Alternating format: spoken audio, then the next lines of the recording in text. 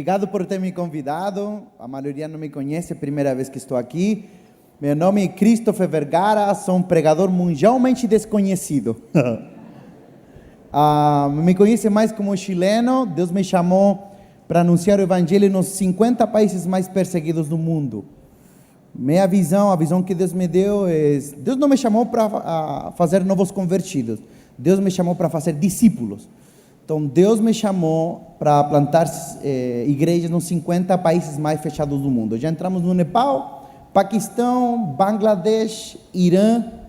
Há 2 meses atrás estive no Irã, fiquei preso lá. Amanhã você vai ver um vídeo do que Deus fez lá. E após da cruzada, batizamos o povo e depois treinamos os jovens para serem futuros pastores das igrejas na Shiva que estão sendo deixadas aí. Amém? É isso que Deus tem nos encomendado pela graça de Deus. Eu creio que até eu cumprir 40 anos, Deus não vai permitir plantarmos 50 igrejas lá. Amém? Estou muito animado, muita gente jovem. Confesso que mudei a minha pregação, eu tinha preparado outra coisa. E quero desafiar vocês, após a minha pregação, vir amanhã de manhã. Vou pregar covardes ou ousados. E à noite vou pregar frios e quentes. Então não pode faltar amanhã. Amém? Mesmo que sentar aqui no palco, vamos dar um jeito para poder recebermos vocês. Amém? Então feche seus olhos, vamos orar. Pai, mais uma vez eu peço da tua graça e teu favor. Que não sejam palavras humanas, sino o teu poder. Incendeia cada palavra com tua unção, que corte como espada, estabelece propósito, futuro profético. Derrama a tua glória, acorda e desperta a todos aqueles que estão dormindo. Levanta teus missionários, Senhor, levanta teus ministros, Senhor, através dessa pregação. Incendeia, derrama a tua glória, no nome de Cristo Jesus. E a igreja diz: Amém. Aleluia. A pregação que vou ministrar hoje é a pregação que me levou a fazer o que eu estou fazendo hoje. A pregação se chama Algo Maior por que Viver. E por que é tão importante essa pregação, querido?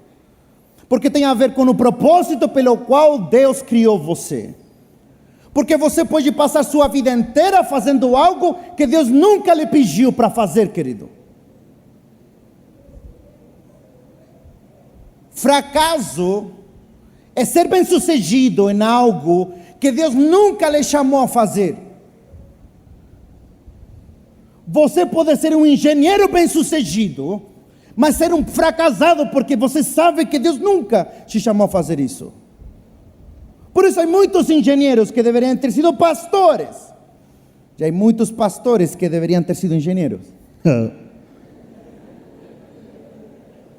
Tenho plena convicção que hoje muitos de vocês vão entrar na faculdade e muitos de vocês vão ter que largar a faculdade. Muitos de vocês vão ter que vender inclusive suas posses. Hoje meu desafio é que para que você viva por algo maior, vai ter que sacrificar algo menor. Eu há pouco tempo atrás vi um vídeo de um cirurgião plástico brasileiro chamado o Dr. Wayne. E Deus ministrou muito através da vida dele, não conheço nada, só vi esse vídeo. E ele chorava, ele dizia: eu desde pequeno soube que Deus tinha me chamado a ser um missionário, mas eu não fui. Eu comecei a fazer medicina, fui um homem bem sucedido, ele é bonitão, tinha toda a grana, toda a fama, imagino que todas as mulheres, mas ele era um homem bem sucedido, mas um fracassado, porque ele sabia que Deus nunca tinha chamado a fazer aquilo. A minha pergunta para você é: você sabe o que Deus espera da sua vida? Você entende qual é o propósito pelo qual Deus te colocou aqui na terra? Dentro dessa igreja e fora dela, há 2 grupos de pessoas: aqueles que existem e aqueles que vivem. Uma vaca, sabe que uma vaca, né? Faz mu normalmente. Uma vaca existe. Ela acorda, come, faz cocô e vai dormir. Ela não tem ideia porque ela só existe, um animal. Se você perguntar a uma vaca: por que você faz isso todo dia? Ela não vai te responder nada, porque as vacas não falam. Mas tem muitas pessoas hoje que acordam, comem e vão dormir. E tu perguntas, por que fazes aquilo? Por que acordas todos os dias às 6 da manhã e vas até o trabalho? Por que você vai na faculdade? Que move teu coração? E eles dizem, eu não sei. Essas pessoas ainda existem. Mas quando você conhece o propósito de Deus para a sua vida, você deixa de existir e começa a viver. É desse tipo de pessoas que Satanás tem medo, querido. De hoje nossas igrejas estão cheias de pessoas com boas vontades, pessoas justas, mas ainda vivem sem propósito. Só existem, não vivem. Há algo pior que a morte, querido, é viver sem propósito. E eu creio hoje que Deus vai revelar o propósito de Deus para a sua vida. Amém? Você crê isso? Porque eu não quero que você passe toda a sua vida fazendo algo que Deus nunca lhe pediu para fazer.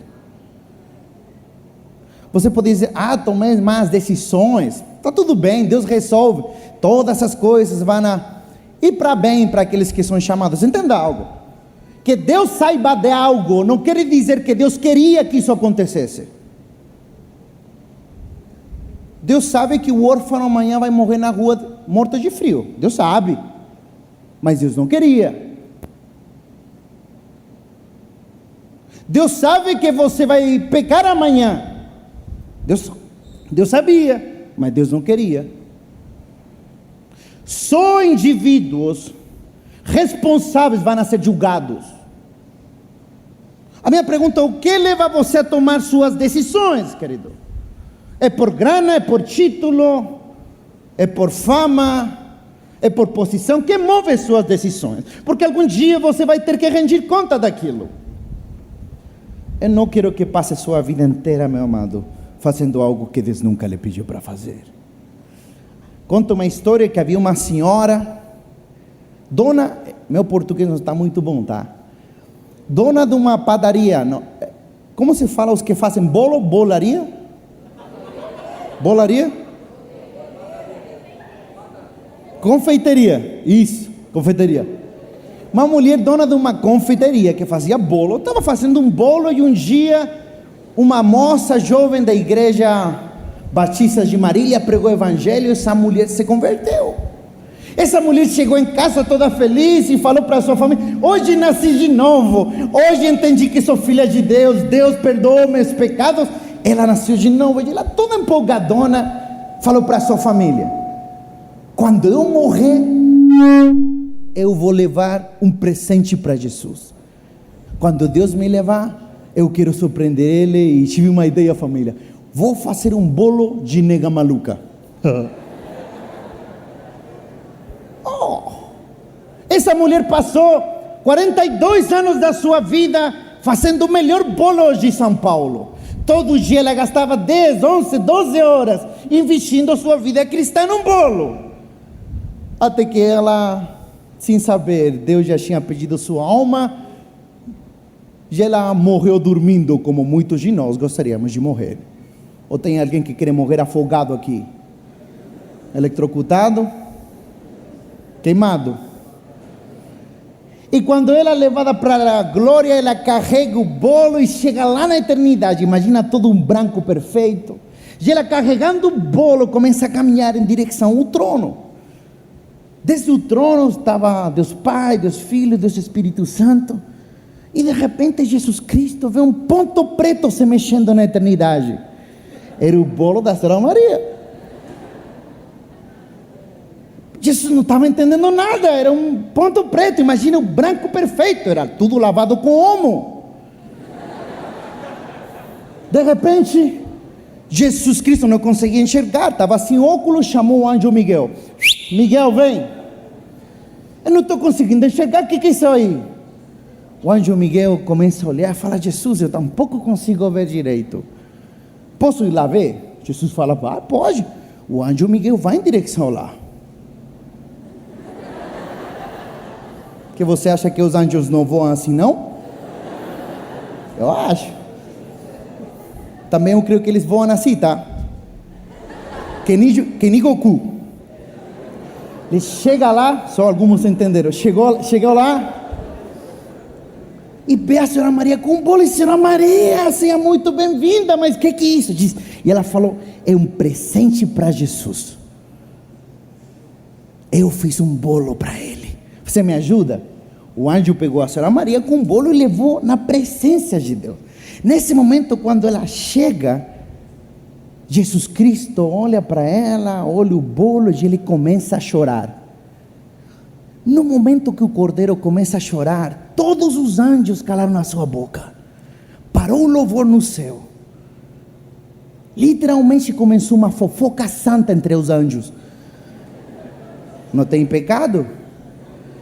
Por que o cordeiro está chorando? Por que ele chora?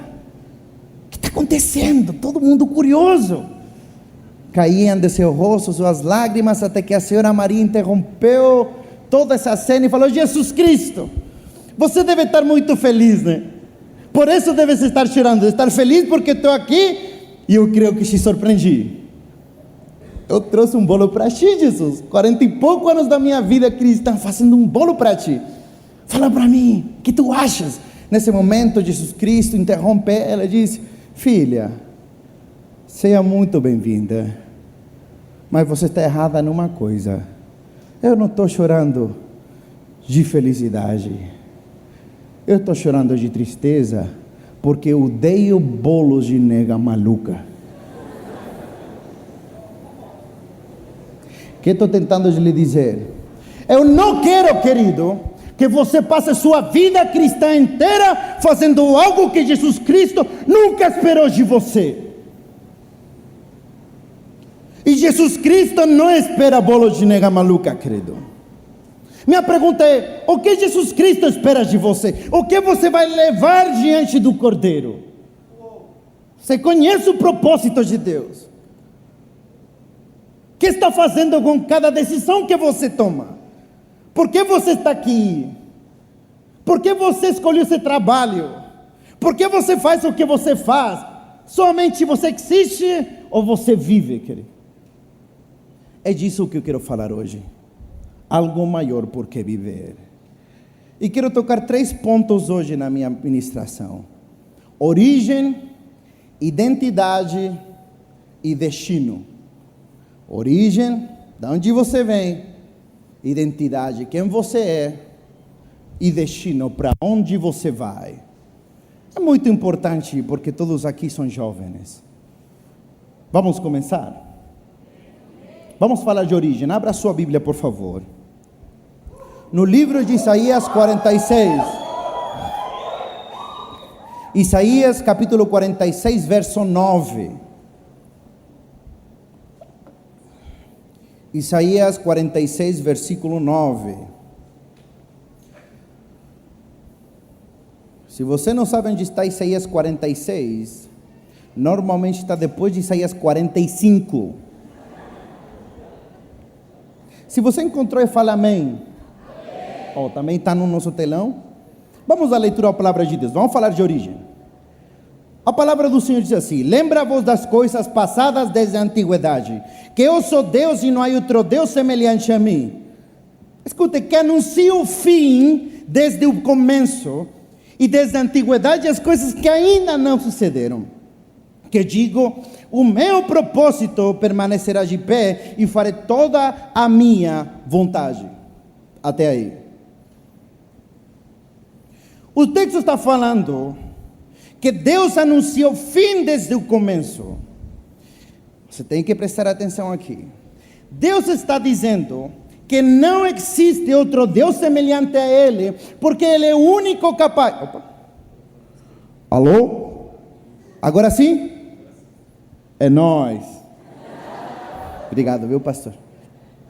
Deus está dizendo que Deus nunca começa desde o começo. Deus primeiro termina e depois começa, por isso Ele é Deus. Vou me explicar melhor. Deus está dizendo assim: eu sou Deus e não há outro Deus semelhante a mim, porque eu consigo terminar algo antes de começá-lo. Eu nunca começo desde o começo, eu primeiro termino e depois começo. Uma pessoa normal, vocês, eu, começamos desde o começo. Por exemplo, Uma mulher, quando vai fazer um bolo, começa desde o começo para terminar com o bolo pronto. A mulher, quando começa a fazer um bolo, compra leite, ovo, leite, farinha, muita leite, fermento e ovo. Uma mulher começa desde o começo para terminar com o bolo pronto. Você é normal, você não é Deus, mas Deus disse, não. Eu primeiro termino e depois começo, por isso eu sou Deus. Vou me explicar agora. Preste atenção. Estou falando da sua origem.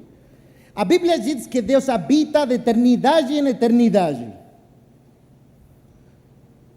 A eternidade não é uma medida de tempo. É a inexistência do tempo. Deus não é escravo do tempo. Deus criou o tempo, mas Deus não é escravo a ele. Já a eternidade é a inexistência do tempo. Não é uma medida de tempo. Então, onde Deus está, onde Deus habita, está na eternidade. E como Deus não é movido por necessidades, porém por propósitos, Deus está na eternidade. Vem aqui os dois meninos aí, por favor.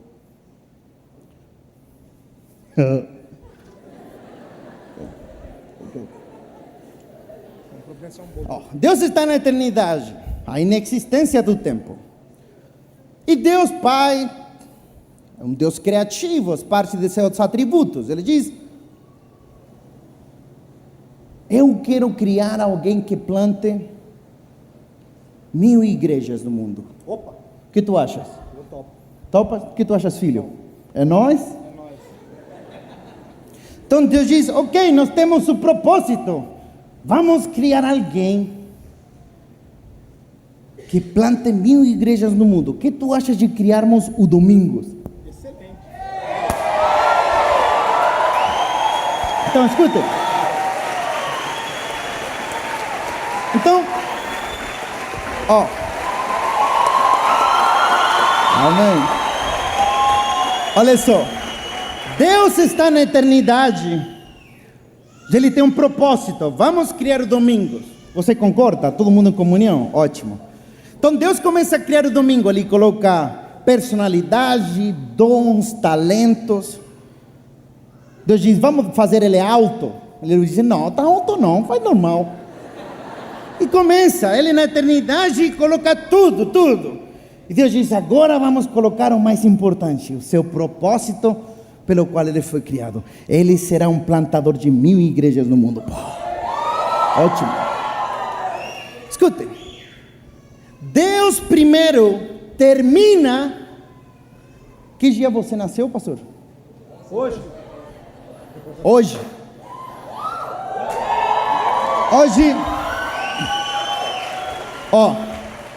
Deus primeiro termina o Domingos, coloca tudo, dons, talento, chamado, personalidade, aqui coloca tudo. Deus primeiro termina, do dia 11, ele começa a viver e nasce. Deus primeiro termina e depois começa, porque não há outro Deus semelhante a ele.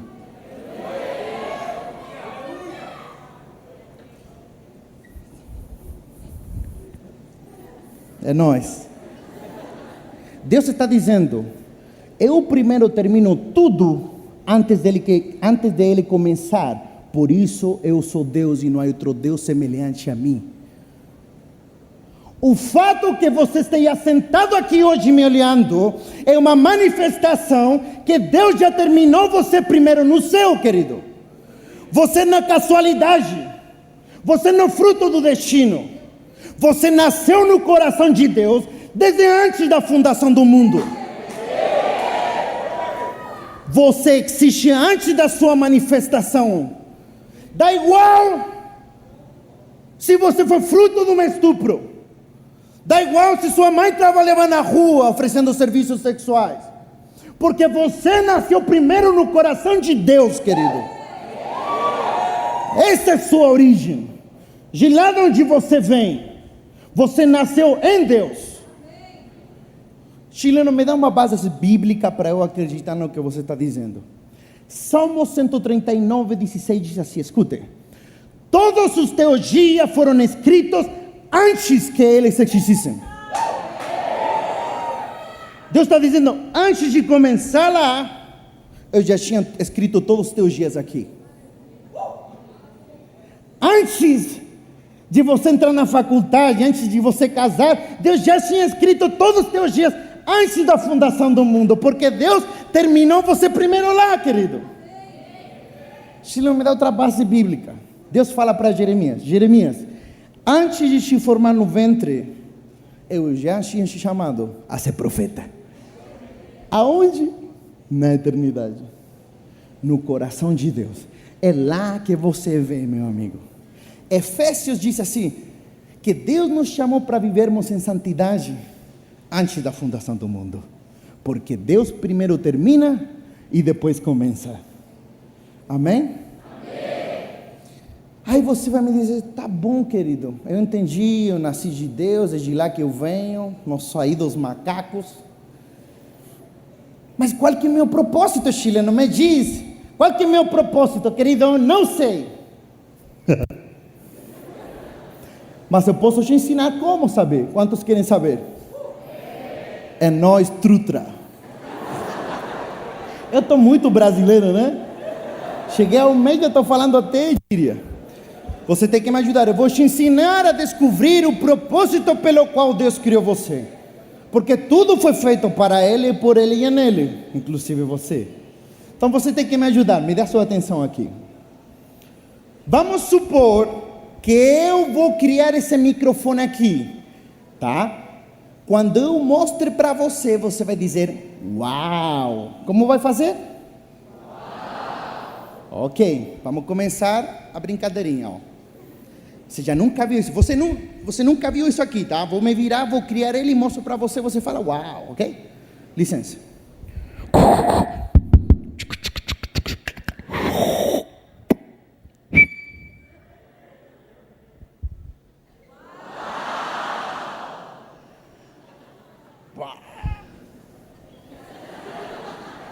Eu criei esse microfone, eu sou o criador dele, eu coloquei tudo o que eu quis, coloquei personalidade, dons, talento, jeito, enfiei muito fio dentro e fiz ele cabeçudo desse jeito.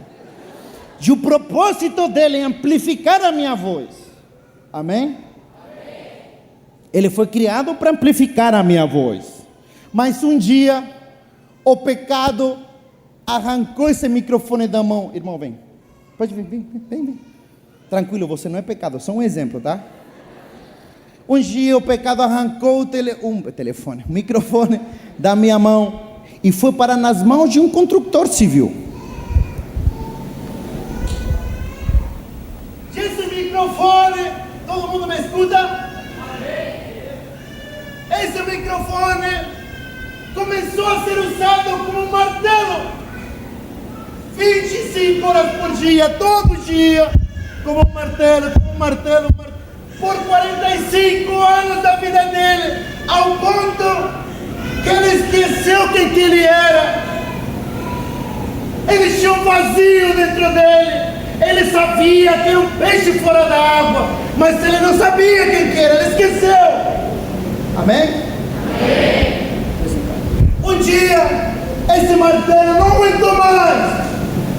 Ele tinha pegado todo o álcool da aldeia, ele tinha deitado com todas as meninas martelo da vila, mas ainda havia um vazio existencial dentro dele. Ele só existia, mas ele não vivia. Ele já tinha pegado todas as drogas, todas as martelanfetaminas da aldeia.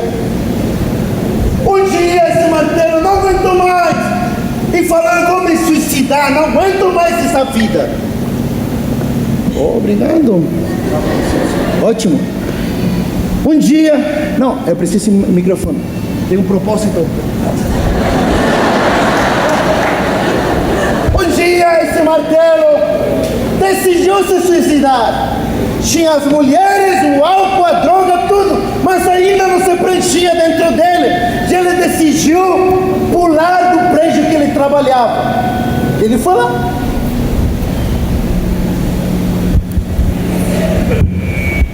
Calma, ele não vai pular ainda. Tenho uma pergunta para você antes de ele pular. Para ele saber quem que ele é e para que foi feito, a quem deveria lhe perguntar? Só eu sei quem que ele é, para que foi feito. Vamos voltar para a história. Quando o martelo ia pular, no momento do pulo lá embaixo, estava no horário do almoço um amigo prego dele. Estava comendo uma coxinha de frango com catupiry. E como ele era cristão, dava pibes de Marília, ele orou para agradecer pelos alimentos. E quando ele ergueu a coxinha com catupiry, ele olhou para o céu e viu seu amigo, o martelo. E ele gritou: "Oh, cabeção, não pula não.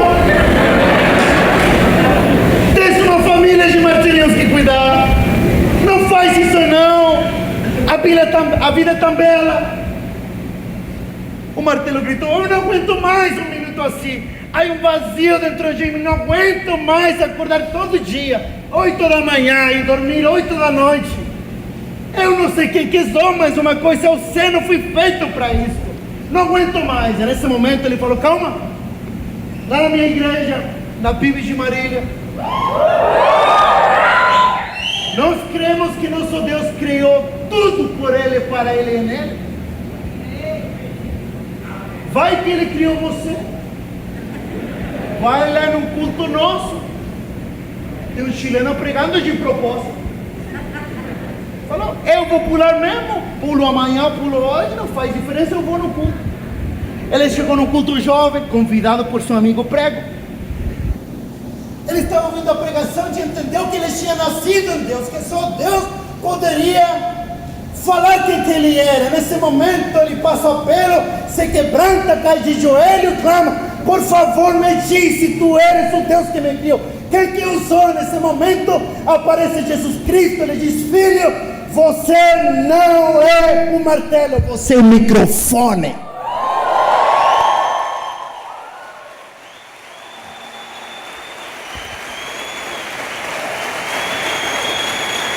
Nesse momento,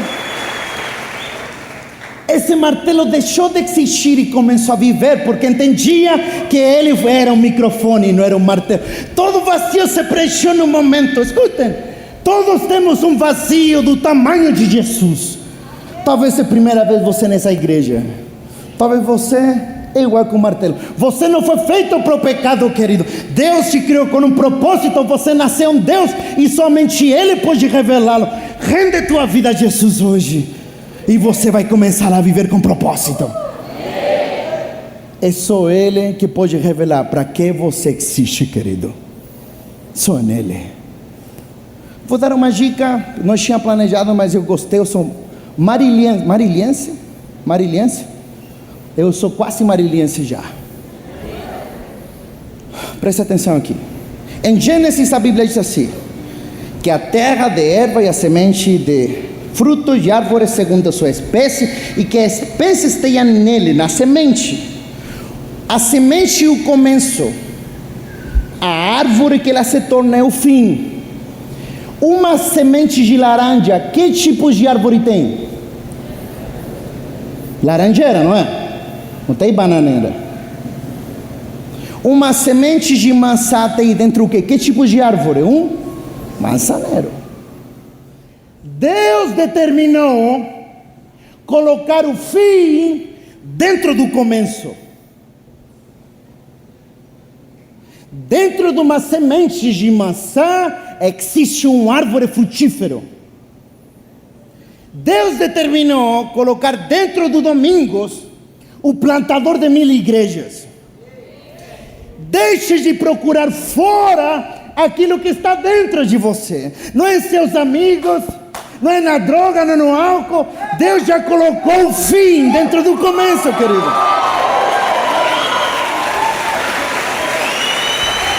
É lá.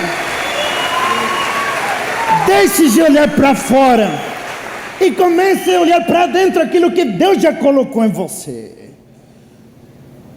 Deus determinou. Escuta, eu fui o motoboy, o faxineiro da minha igreja por 4 anos. quando eu tinha 18 anos. Todo mundo podia olhar o faxineiro, o motoboy, mas dentro de mim sempre teve o evangelista para países perseguidos. Quando Deus olha você, Ele olha seu potencial em Cristo Jesus.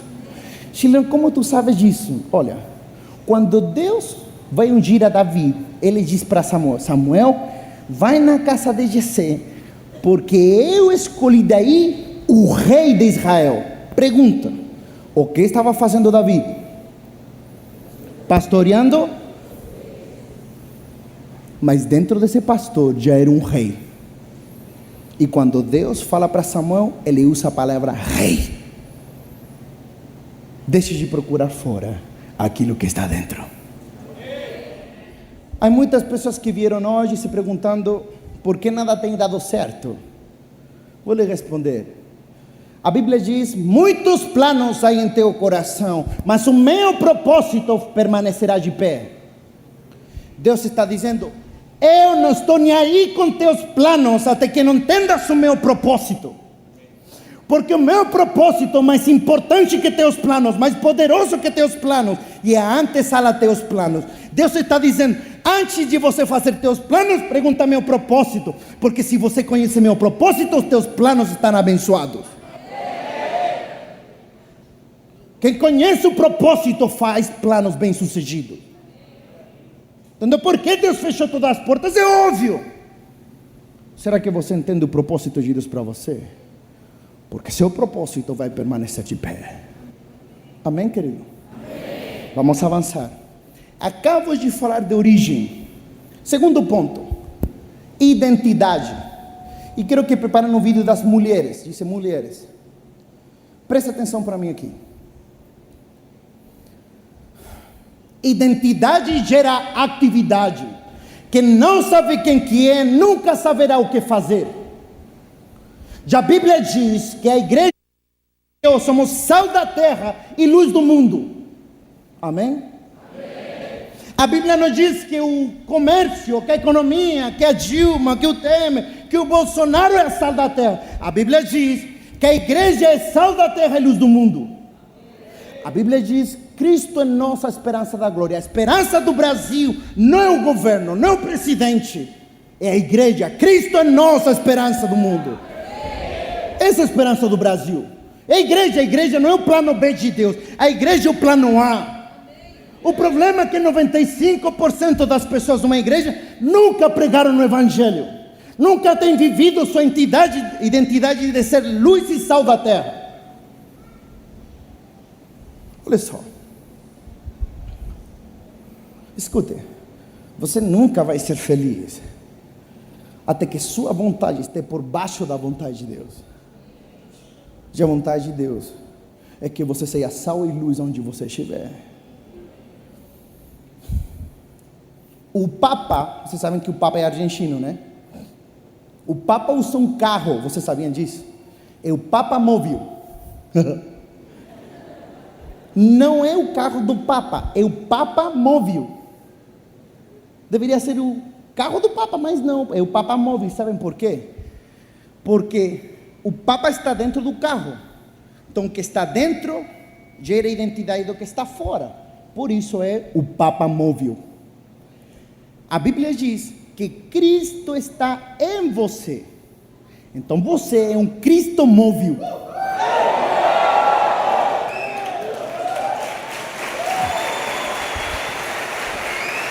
Por quê, querido? Porque o que está dentro gera a identidade do que está fora. E Cristo está em você. Aonde você vai, a salvação vai com você. A esperança vai com você. Se há trevas no seu bairro, na sua família, é porque você não está brilhando direito. Muitas pessoas me perguntam: chileno, me fazem muito essa pergunta. Amanhã você vai ver os vídeos. Eu entro nos templos hindus onde tem um monte de sacrifício, pessoas encapetadas, sacrificando animais e crianças lá dentro. E as pessoas me dizem: chileno, mas quando tu entras lá, você não sente opressão, assim, o capeta te oprimindo no templo e tal? Eu vou ser muito honesto com você. estou no púlpito, mas eu não sinto nada. Se Deus está dentro de mim, nós somos maioria. Número 2, a Bíblia diz que Ele me deu autoridade em pisar em serpentes e escorpiões. Eu não sou a presa, eu sou o caçador. É o capeta que corre de mim. Se Cristo está em mim, dá igual que tenha 99% de muçulmanos, nós somos maioria. Então você me pergunta, chileno, quando tu entras, sente opressão? Não sinto nada. Eu creio que quando entro, querido, a luz de Cristo brilha, e não sou eu que fico oprimido, são os demônios. São os demônios que estão oprimidos lá.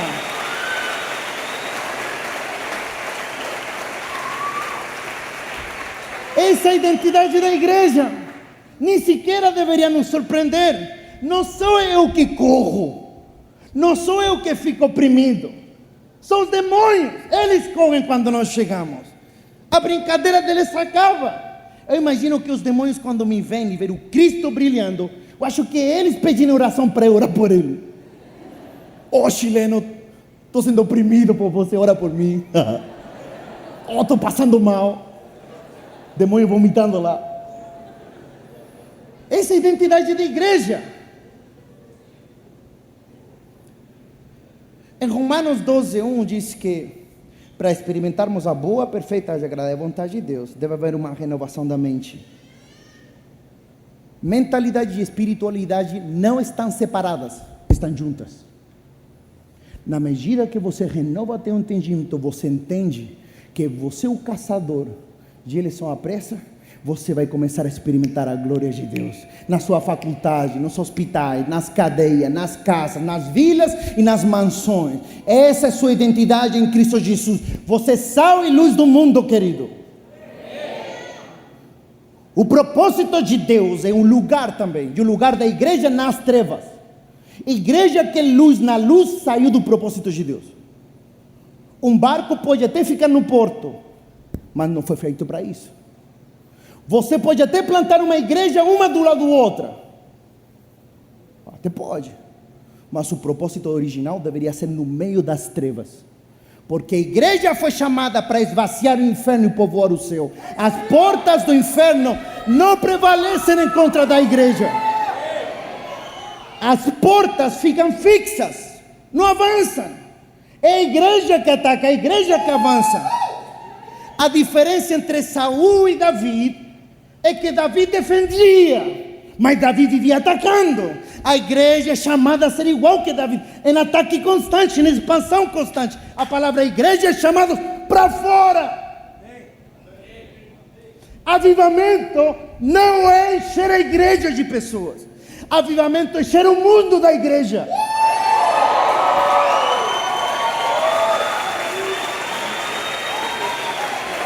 Agora, entenda algo. Você sozinho não é igreja. Assistir seu culto online não é igreja. Igreja é a comunidade dos crentes. Juntos somos igrejas. E as portas do inferno não prevalecem em contra da igreja. É uma promessa para aqueles que caminham juntos em unidade. Agora, preste atenção. Trevas é a ausência de luz. Essa é a definição. Trevas é a ausência de luz, assim como o hoje é a ausência do amor.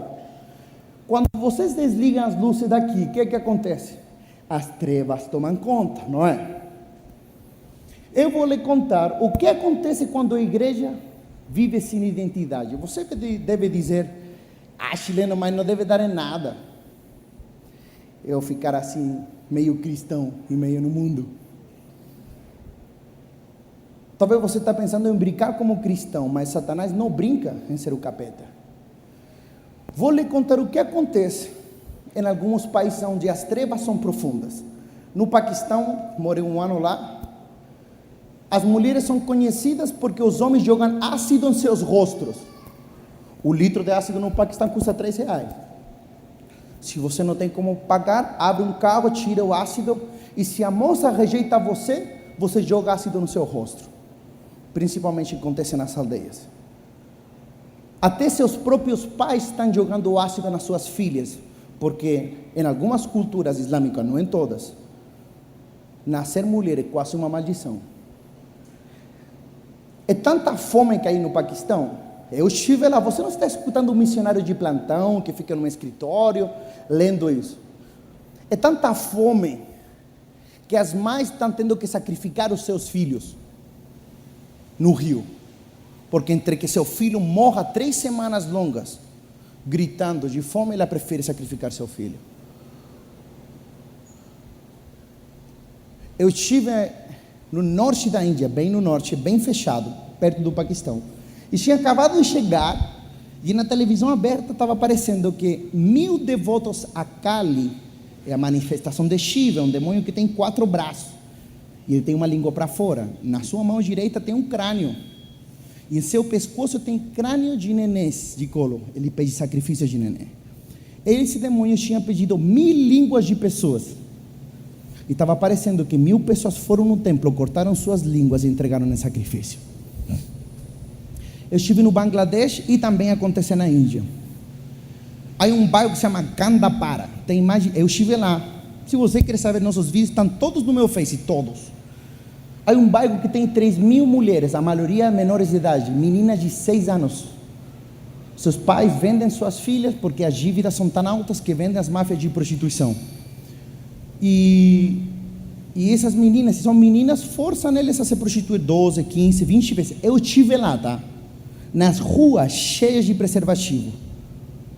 Se a menina sobrevive ao constante abuso, a própria máfia paga uma cirurgia de reconstrução de sexo. Cris, o que acontece com os meninos? Se o menino não faz nenhuma gracinha, malabarismo ou canta, a própria máfia corta seus membros, fura seus olhos, fura seus ouvidos, porque um menino descapacitado gera muito mais lucro que um menino que esteja bem. Estou te falando coisas que eu vi. Chileno, por que está falando tudo isso? Porque trevas é ausência de luz. O que estou te contando, o que acontece quando a igreja dorme? Porque a igreja é a esperança do mundo, não é o governo, é você, sou eu. Muitos de nós falamos assim: oh, a igreja está sofrendo o mundo que tem, olha o mundo como está, com corrupção, violência, insegurança. Ou a igreja está sofrendo o mundo que tem. Mentira. É o mundo que está sofrendo a igreja que tem. Porque a igreja é responsável do mundo espiritual, não eles. Por que estou te falando tudo isto? Porque você é movido por aquilo que você vê e por aquilo que você escuta. O bom samaritano agiu com compaixão porque viu a miséria. Eclesiastes capítulo 12, verso 7. Vamos falar de destino.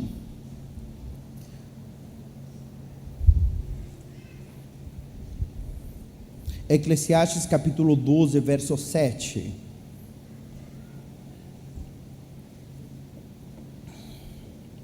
Se você encontrou, fale amém. Vamos falar de destino. Escuta o que a palavra do Senhor diz assim. Eclesiastes capítulo 12, verso 7. E o pó volta à terra, como era, e o espírito volta a Deus quem o deu. Em algumas Bíblias diz assim, que o pó volta à terra de onde ele veio, e o espírito volta a Deus quem o concedeu. Feche sua Bíblia, por favor. E todo mundo olhe para mim. Esse ponto é o que justifica o título da minha pregação. Esse texto está falando do seu destino. Está dizendo assim: assim como um pó volta para a terra, o seu espírito volta a Deus, quem o concedeu. Vocês não vão para o céu. Ah, Chilena, agora você pirou. Você não vai para o céu, você volta ao céu, porque de lá que você vem. O céu é sua origem e seu destino, querido. É para lá que você está indo, querido, voltando. Sabe qual que é o problema hoje da igreja? Que hoje a igreja esquecemos que somos forasteiros, estrangeiros nesse mundo.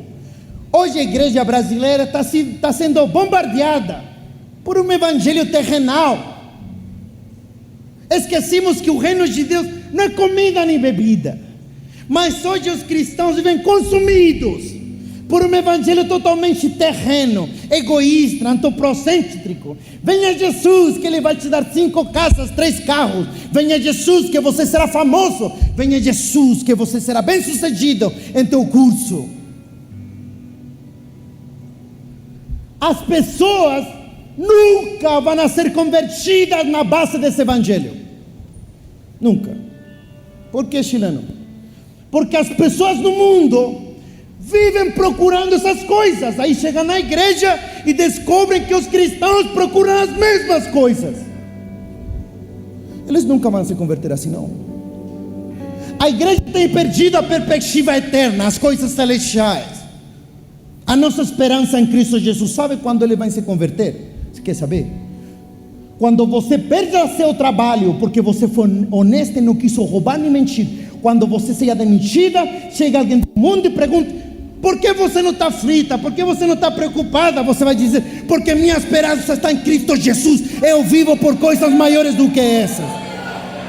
Aí essa pessoa vai dizer: opa, eu estaria desesperada agora, mas ela está cheia de paz. Eu quero essa paz no meio da crise. Esse é o evangelho da graça de Deus. O evangelho promete só 2 coisas: vida eterna e cruz. A autorrealização não tem nada a ver com o evangelho, querido. Que tem a ver a autorrealização com toma a tua cruz, nega-te a si mesmo e segue-me? Nada. O problema é que hoje nossos jovens principalmente estão vendendo suas vidas. Nossos jovens estão vendendo suas vidas para títulos, famas, reconhecimento, grana. Nossos profetas no Brasil, nossos pregadores estão se vendendo a cachês milionários. A igreja perdeu o senso eterno. Nós fomos feitos para viver por algo maior, que inclusive nossa própria vida. Não é isso que o apóstolo Paulo diz? Eu tenho um pouco minha vida com tal de cumprir o chamado e o propósito de Deus. Vocês nunca vão impactar esse mundo até não serem libertos desse mundo. Isso fazia a igreja primitiva, querido. Eram incendiados como tocha por Nero. E eles cantavam salmos, adoravam a Deus. Sabe por quê? Eles estavam pregando o evangelho, estavam dizendo: vocês podem tirar tudo de nós, mas vocês não podem tirar nossa esperança em Cristo Jesus. Nós vivemos por algo maior. É por isso que a igreja perdeu impacto. Tem medo a perder. Jovens, não venda a sua vida. Não venda a sua herança por um prato de lentilha. Não venda a sua vida a um título, uma fama, um carro, uma casa. Você foi feito para coisas maiores do que essas. Eu não tenho nada em contra de você fazer faculdade e ter um carro, uma casa. Tenho 2 formações universitárias. Meu problema não é que você tenha uma casa, um carro e título. Meu problema é quando sua casa, seus títulos têm você. Quando você vive para isso, por isso e é nisso. Esse é o meu problema. Meu problema não é que você faça trufas. A minha pergunta é: quantas almas estão ganhando suas trufas? Haviam 2 jovens, igual que você e eu, chegaram a Jesus, Lucas 12. Jesus, reparta a herança, reparta os bens materiais aqui. E Jesus Cristo diz: quem me colocou por juiz de vocês? Ele conta uma história. Ele diz: havia um homem que tinha prosperado muito, grandes celeiros. E esse homem falou: oh, tenho prosperado, vou ampliar meus celeiros para descansar a minha alma. E Jesus Cristo diz assim: tolo, insensato, cabeçudo, a vida do homem não consiste nos bens que ele possui. Jesus Cristo está dizendo assim: a vida de você não depende dos bens que você possui. A pergunta é: se a vida de um homem não consiste nos bens que você possui, no que consiste a vida de um homem então? A resposta é: a vida do homem consiste em ser rico para com Deus. É aquele que entende que tem uma herança celestial, onde o ladrão não rouba, nem a ferrugem corrompe. Hoje, há muita gente rica aqui na terra, mas pobre lá no céu. Chega uma irmã, com o pastor do lado: chileno, me ajuda a convencer a irmã para abrir sua casa para uma célula. Ela leva 12 anos na igreja. E ela não quer. Pergunta: irmã, por que a senhora não quer viver por algo maior? Por que a senhora não quer marcar a eternidade? E a senhora disse assim: chileno, que eu trabalho 12 horas por dia, eu não tenho tempo. Olha, e eu pergunto para a senhora e para você: você concorda que se uma prostituta lá na rua entra no culto, entrega a sua vida para Jesus, você concorda que ela nasceu de novo, sim ou não? Você concorda que as coisas velhas passaram, sim ou não? A Bíblia diz que aquele que roubava, que não roube mais, há uma mudança. Você concorda comigo que vai ter que mudar de estilo de vida, sim ou não? O Espírito Santo vai fazer isso. Um assassino lá fora chega, entrega sua arma, sua pistola, suas coisas, se rende a Jesus. Você concorda que ele vai nascer de novo, sim ou não? Você concorda que ele tem uma nova vida em Cristo Jesus, sim ou não?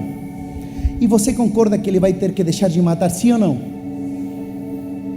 Vai ter que mudar de estilo de vida. Beleza. Aí eu volto para falar assim: a senhora, e com você? Você concordou que a prostituta tem que mudar de estilo de vida, que o assassino tem que mudar de estilo de vida? Tenho uma pergunta para a senhora: quantas horas a senhora trabalhava antes de conhecer a Cristo? Ela falou: eu trabalhava 12 horas, chileno. E depois de Cristo trabalhava quantas? 12 horas, chileno. Não estou entendendo. A prostituta tem que mudar de estilo de vida, o assassino tem que mudar de estilo de vida, e você não? O reino de Deus chegou na sua vida, ele está primeiro. Se você trabalhava 12, você vai ter que trabalhar 10, 8, o que seja. Mas o reino chegou. Você já não vive mais por coisas terrenais, você é movido por coisas celestiais. Você não foi chamado para fazer bolos de nega maluca. Você foi chamado para esvaziar o inferno e povoar o céu, querido. Olha como nossos conceitos estão errados. Estamos focados na terra. Chegamos aqui na igreja e falamos: oh, irmãos, tenho uma bênção para contar para vocês. Esse ano recebi a caminhonete de meu sonho, uma caminhonete do ano, uma Santa Cruz, irmãos. Quantos louvam a Deus? Todo mundo louvando a Deus. Isso não é ser abençoado. Receber o que você pediu não é ser abençoado, porque o importante não é a bênção, o que você faz com ela. Então minha pergunta é: quantas caronas você está dando para pessoas virem para a igreja? Isso sim que é ser abençoado. Isso sim que é ter uma perspectiva eterna. O irmão chega aqui em crise: oh Senhor, me dá um milagre, eu preciso de um milagre, Senhor. Abre o mar para mim. Eu preciso que tu abras o mar como fizeste para Moisés. Pastor, eu preciso de um milagre, ore por mim, eu preciso do mar aberto. Deus abriu o mar para Moisés na frente, porque atrás dele havia uma multidão de escravos sedentos por liberdade. Por isso Deus abriu o mar. Por que Deus deveria abrir o mar para você, se atrás de você não tem ninguém, querido? A essência do milagre é o amor perdido. Deus multiplica o pão porque há famintos que alimentar. Quem ora para que Deus abra um mar, para que só ele seja abençoado, é aquele que tem uma perspectiva só terrena e não nas coisas celestiais.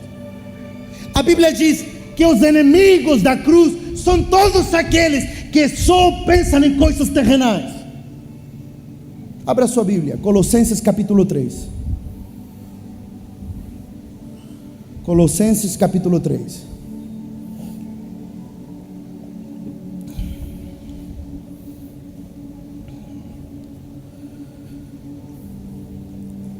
A palavra do Senhor diz assim, Colossenses capítulo 3, verso 1.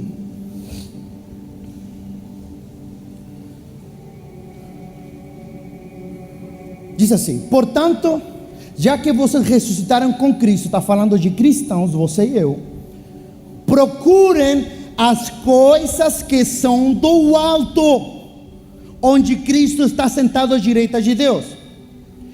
Mantenha no pensamento nas coisas do alto e não nas coisas terrenais, pois vocês morreram e agora a sua vida está escondida com Cristo Jesus. Olhe para mim, esse texto está dizendo que todos aqueles que morreram e ressuscitaram com Cristo deveriam procurar e pensar nas coisas do alto, não nas coisas terrenas. Me diga no que mais enche tua mente, e eu vou te dizer quem que é teu Deus.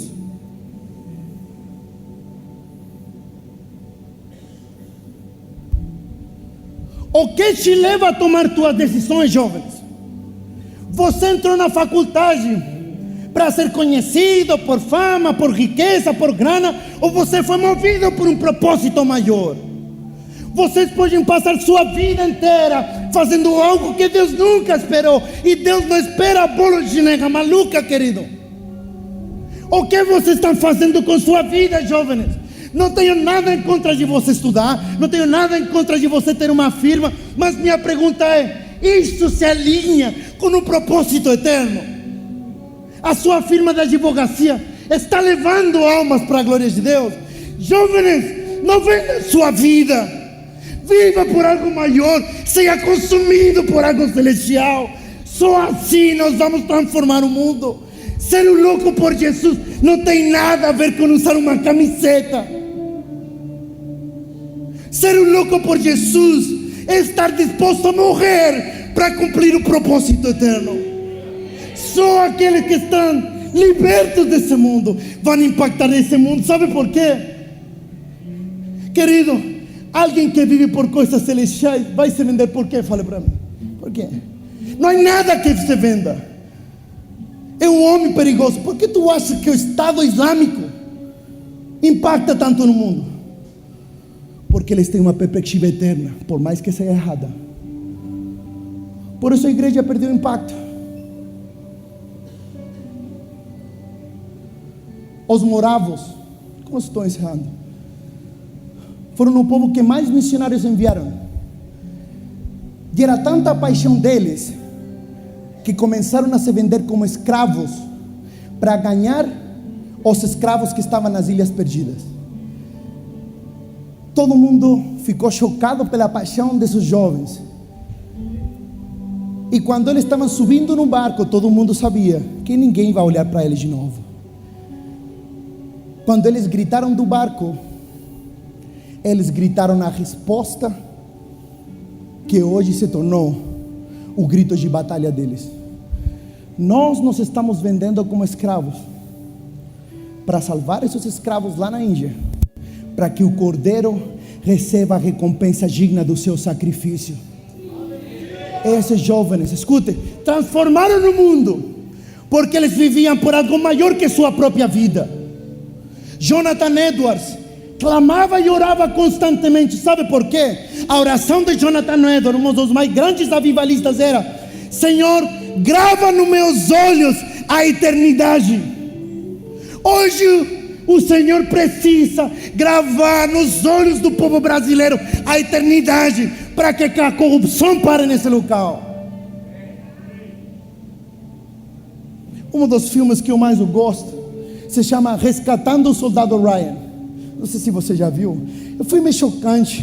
Ele começa com um velhinho, sua esposa, e ele começa a chacoalhar ela e diz: amor, me diz se minha vida tem valido a pena. Me diz se minha vida tem sido digna, se tenho vivido uma vida valiosa. Sua esposa não entende nada, fica assustada, e o filme começa a rodar. Conta que uma mulher tinha 3 filhos, 2 deles estavam mortos, tá? Mas só faltava um vivo. O comandante pega um grupo de jovens soldados, diz: vamos salvar esse último jovem, vamos lá. Meses se passaram na procura, ao ponto que cada um deles começa a morrer. Cada um deles tinha uma história, eram pais de família, primo, irmão, morriam na procura de um soldado chamado Ryan. Levanta a mão um pouquinho. Nos últimos minutos do filme, o comandante encontrou o soldado Ryan. Você começa a chorar porque sofreram tanto. Esse comandante vai correndo a encontrá-lo, mas você não acredita o que acontece. Uma bala perdida ia na direção do comandante. Você começa a chorar, você sabe que ele vai morrer no encontro. Ele vai correndo, gritando: Ryan, te encontramos, chorando. Imagina meses, homens se sacrificaram, tinham encontrado o cara, mas de repente a bala encosta nele, atinge o peito e ele vai aos tombos, ele cai nos braços do soldado Ryan. O comandante, com seus lábios cheios de sangue, fala para o Ryan: eu estou a ponto de morrer, a ponto.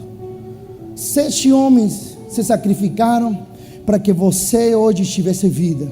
7 homens morreram por causa de você, para te salvar.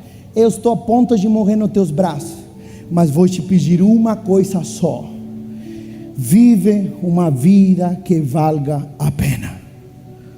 E o comandante dorme e morre no braço do soldado Ryan. O filme volta ao começo e minha pergunta para você: quem que era o soldado? O velhinho que estava aqui era o soldado Ryan, gritando para sua esposa: me diga se minha vida tem valido a pena ser vivida, porque 7 escravos, 7 soldados morreram por causa de mim. Eu vim desde o Bangladesh, querido. Deus trouxe o chileno desde o Bangladesh para trazer uma mensagem só a você. Não foram 7 pecadores, não foram 7 soldados que morreram para salvar a tua vida. Foi Jesus Cristo, o Rei da Glória, que morreu numa cruz por você. Viva uma vida que valga a pena ser vivida. Viva por algo maior. Esvazie o inferno e povoe o céu. Não gaste mais um segundo sem fazer nada.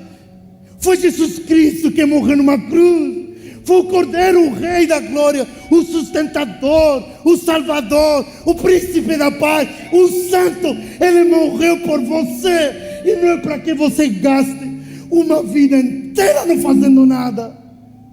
Viva por algo maior. Consuma-se por coisas gloriosas. A igreja brasileira se vendeu a um evangelho terreno. Amamos mais nosso conforto que chegar à glória eterna com uma conquista digna do Cordeiro. O que você vai levar diante de Jesus, querido? O que você tem feito com sua vida? Pare de fazer tudo e comece a fazer algo. Esse algo se chama: cumpra o propósito de Deus. Se isso quer dizer sair desse emprego, saia desse emprego. Se isso quer dizer sair da sua faculdade, saia de lá. Chute o balde. Se isso quer dizer que você vai ter que procurar trabalho, que seja. Se isso quer dizer começar a fazer faculdade, que seja. Para viver por algo maior, você precisa sacrificar algo menor. Eu não creio que tudo aquilo que Deus deu à igreja brasileira seja para ficar aqui no Brasil. Eu creio que tudo aquilo que Deus tem dado para alimentar as nações famintas. Jovem, no nome de Jesus, não venda a sua vida. Jesus não espera bolos de nega maluca. Consuma a sua vida por um propósito maior. Chegue no seu quarto, renda-se a Jesus e tenha um encontro com o Rei da Glória. Mas não saia de lá até não sair consumido pela eternidade. Quantos anos você leva? Queridos, eu prego direito em conferência de jovens.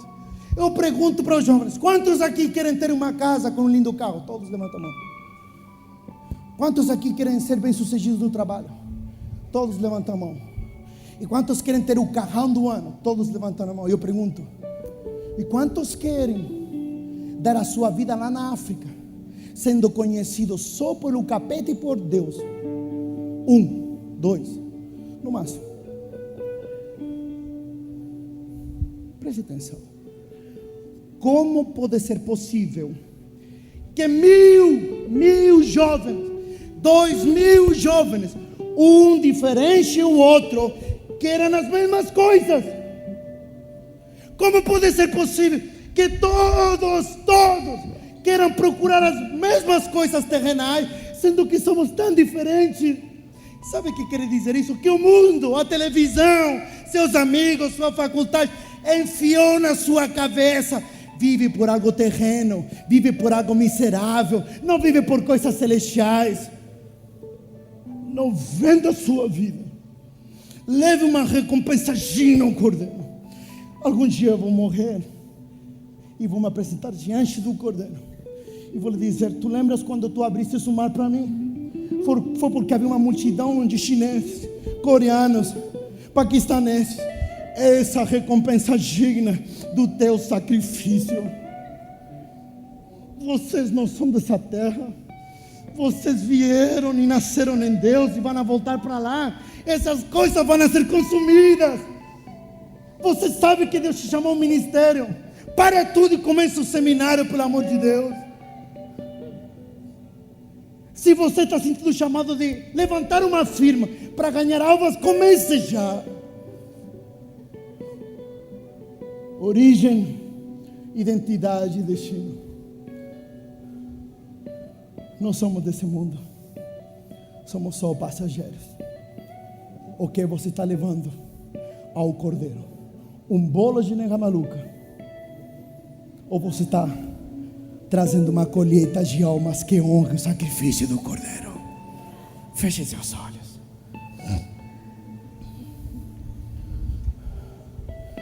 Feche seus olhos.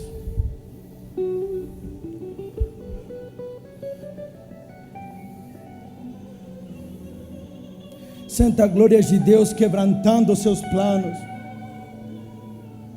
Senta como Deus, Criador da sua vida, está te chamando, querido, a que tu alinhes teus planos com seus propósitos. Senta a glória de Deus. Deixa que Ele te quebrante. Quantos anos da tua vida tem passado e você tem perdido fazendo algo sem propósito, sem identidade?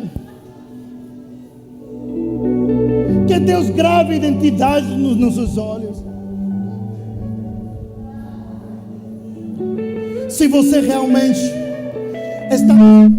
está disposto a que o Cordeiro te leve a viver o teu propósito, se você foi chamado a ser um sacerdote engenheiro, um sacerdote advogado, se você foi chamado a China, Indonésia, Paquistão, Índia, Coreia, Deus te chamou talvez até por morrer pelo Evangelho. Se Deus está te chamando hoje para a Indonésia, para Kuwait, Ilhas Malvidas, Deus está te chamando para levantar esses orfanatos, Deus está te chamando a ser um plantador de igreja. Levas anos relutando contra Deus. Hoje é o tempo de te render ao propósito de Deus. Você nunca será feliz até que não te rendas à vontade dEle. Se você sente que Deus está te chamando ao ministério, está chamando aos planos dEle, sai desse seu lugar, fica de joelho. Deixa que hoje você tenha um encontro com o Cordeiro. Deus te chamando para o Irã, para o Bangladesh. Deus está te chamando. Vas ter que vender a tua televisão, vas ter que vender algumas das tuas roupas. Alguns de vocês vão ter que sacrificar algo menor para viver por algo maior. Se Deus está te chamando, sai do teu lugar ou fica de